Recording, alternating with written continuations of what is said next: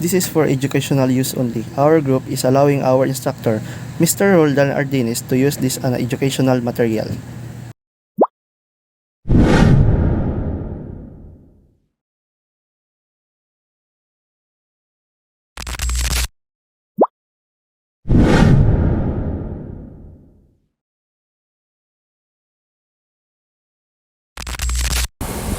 So, I will discuss the key factors leading to global food security and examine how the Philippines managed its food security during the COVID-19 pandemic.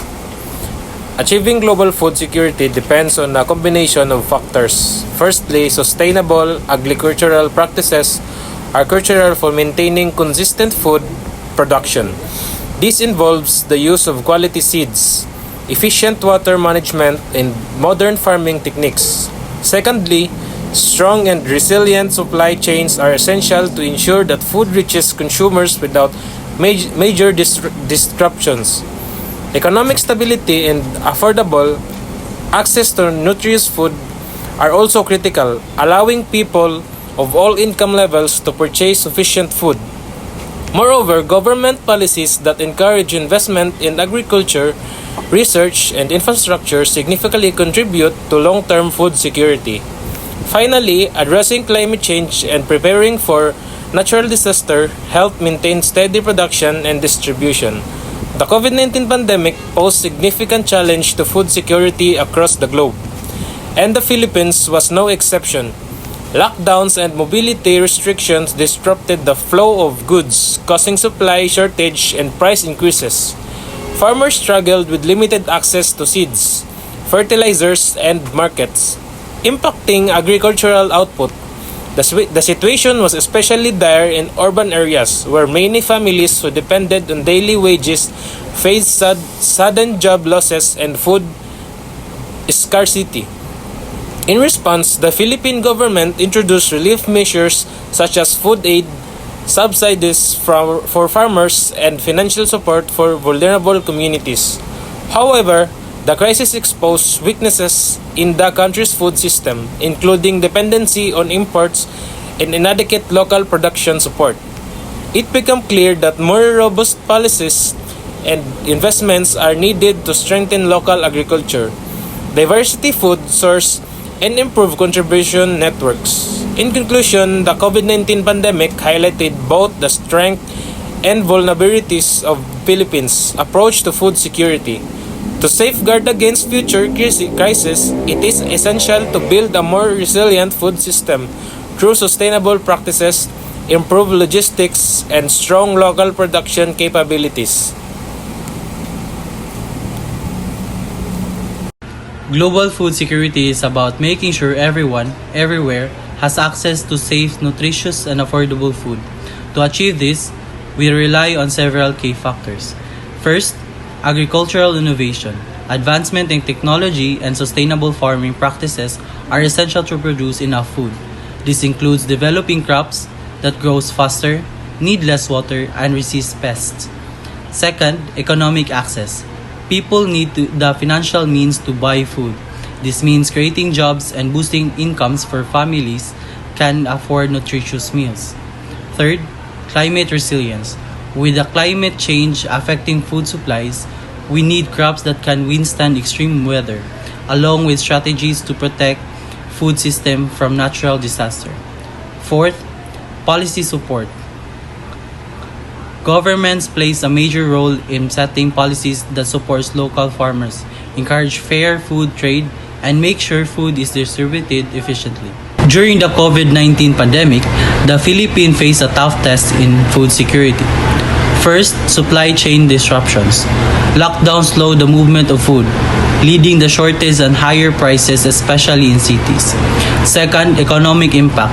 Many people lost their jobs or saw reduced income, making it harder to afford food. Third, challenges for farmers. Farmers struggles with limited access to seeds, fertilizers, and markets, which lowered food productions. The Philippine government stepped in the food relief programs, but logistically challenges limited their effectiveness in reaching all communities in need. In the end, the pandemic showed that the Philippines, like many countries, need a more resilient food system, stronger infrastructure, better market access for farmers, and support to weather future crises are all essential to improving food security moving forward. Here to tackle about availability in global food security. Global food security starts with availability, which refers to having enough food produced and distributed to meet everyone's needs. This hinges into two main factors: production and distribution. Production is the first step. Around the world, food is produced through farming, fishing, and other forms of agriculture. However, climate change, water scarcity, and soil degradation can limit production.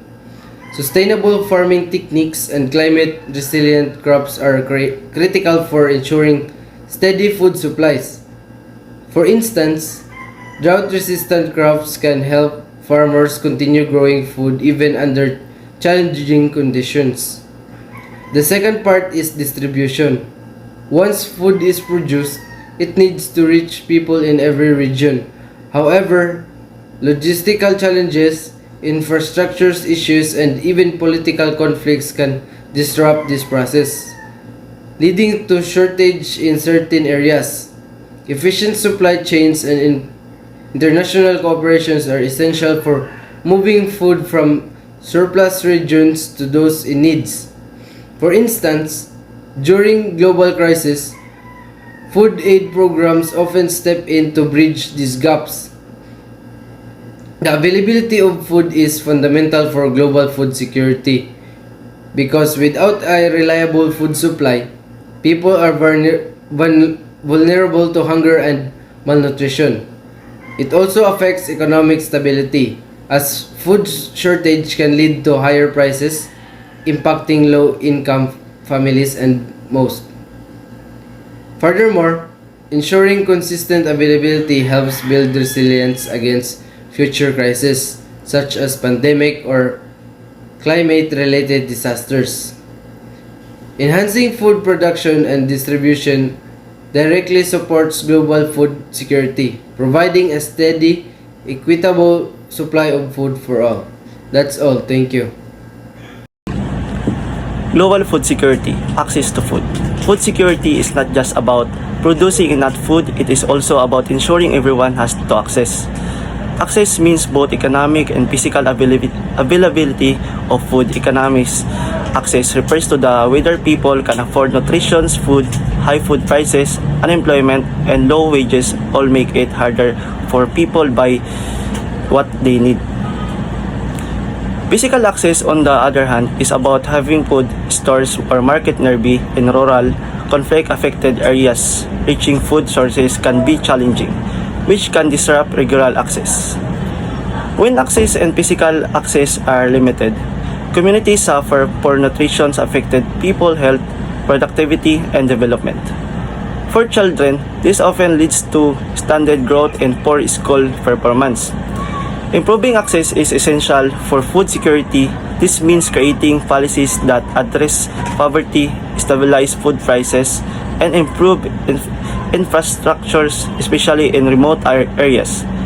By ensuring everyone has fair access, we can build stronger and healthier communities. Impact on food security. Without economic or physical access, people face poor health and lower productivity, but with both, communities can thrive with better health and quality of life. That's all. Thank you. Proper food utilization is about maximizing the health benefit from food through informed choices, safe practices, and good health. Number 1. Nutrition knowledge. Knowing about nutrition and balanced diets help individuals make choices that meet their dietary needs, preventing issues like malnutrition and obesity. Number 2. Food safety. Safe handling, storage, and preparation prevents foodborne illness. Practices like washing hands, cooking to the right temperature, and proper storage protects food quality and safety. Health. Number 3. Good health enables the body to absorb and use nutrients effectively. Access to health care, clean water, and sanitization supports proper food utilization, especially in vulnerable groups. Together, these factors ensures that food contributes positively to health and well-being. Today, sir, I'm Engineer Cadet Pataganao and I'm going to discuss about the stability in food systems. Stability in food systems refers to the ability to ensure a consistent supply of food over time without major fluctuations that disrupt access. It's a key aspect of food security because it ensures that food is reliably available regardless of seasonality, economic shifts, or environmental changes. Stable food systems are crucial for protecting populations from hunger, malnutrition, and poverty, especially vulnerable groups who can easily adapt to sudden changes in food availability or prices. There are several factors impact for food stability. It's climate change, political stability, economic shifts, and infrastructure. For example, extreme weather events like droughts or floods can damage crops and disrupt supply chains, leading to food shortage and price spikes. Similarly, political instability or economic downturns can strain food systems, making it difficult to transport, process, and sell food affordably. And for maintaining food stability, it requires diverse strategies such as promoting sustainable agriculture practices, building robust supply chains, and having emergency reserves or trade policies that can buffer against unexpected shocks. When a food system is stable, it supports a country's economy and improves overall public health, fostering resilient communities that are better equipped to handle future challenges. That's all, sir. Thank you. Topic is agency. So the capacity for individuals and communities to make choices about the food they consume and how it is produced. So the first one is health and nutrition. Empowering people to make informed choices about their diets fosters healthier eating habits, reducing the risk of diet-related diseases. Second one is cultural identity. Food is a significant part of cultural heritage. When individuals can choose their food, they preserve traditional practices and support cultural identity and strengthening community bonds. So the third one is sustainability. Local food systems often prioritize sustainability practices such as organic farming and reduce transportation emission. The fourth one is economic resilience. Supporting local food producers help to build resilient economies. Community that prioritize local food system can reduce reliance on global supply chains and create jobs, fostering economic sustainability. So the fifth one is social justice. Ensuring that all individuals have the agency to make their food choices addresses food justice issues, including access to healthy foods in underserved areas. So the sixth one is environmental impact.